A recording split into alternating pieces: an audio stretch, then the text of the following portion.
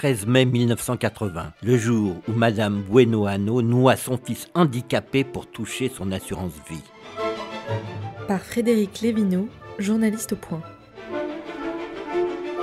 Le 13 mai 1980, il fait un grand soleil sur la Floride. Quel temps formidable pour mourir. C'est ce que se dit certainement Judias Bueno-Anno qui entreprend de noyer son fils Michael, âgé de 19 ans. Ce n'est pas qu'elle le déteste, mais elle a tellement besoin d'argent. Habituellement, cette Américaine de 37 ans tue ses maris et amants pour toucher leur assurance vie. Mais elle est célibataire depuis quelques mois. Alors, pas d'autre solution que de faire appel à son fils. Sans qu'il ne s'en doute, Judias avait imité sa signature pour contracter des assurances-vie à son bénéfice. Puis elle avait commencé à l'empoisonner à l'arsenic. Au fil des mois, ce grand gaillard qui venait de s'engager dans l'armée américaine vit ses membres s'atrophier, puis se paralyser, le condamnant à porter des prothèses métalliques. Les médecins n'y comprenaient que goutte, ne pouvaient même pas imaginer un seul instant que sa mère était en train de l'empoisonner. Mais Michael n'est pas vraiment un bon fils, car il s'accroche à la vie. D'où la charmante idée de Judias d'organiser une partie de canotage avec ses 3 enfants. Elle laisse sur la rive sa plus jeune, Kimberly, embarquant ses 2 fils,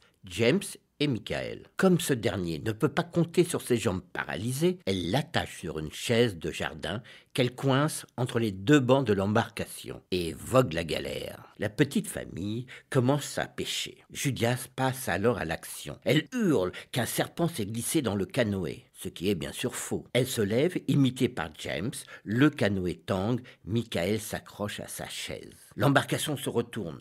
Judias crie alors à son plus jeune fils de nager vers la rive. Elle le suit sans un regard vers son fils handicapé, prisonnier sous le canoë. Alourdi par ses prothèses, Michael coule avec la grâce d'un fer à repasser. À terre, la mère appelle enfin à l'aide, mais il est trop tard. Michael est repêché, noyé. L'enquête sur la noyade de Michael conclut à une mort accidentelle. La pauvre mère éplorée se console avec les assurances-vie de son fils qu'elle utilise pour s'offrir un salon de beauté. Une série réalisée par Megan Kieki.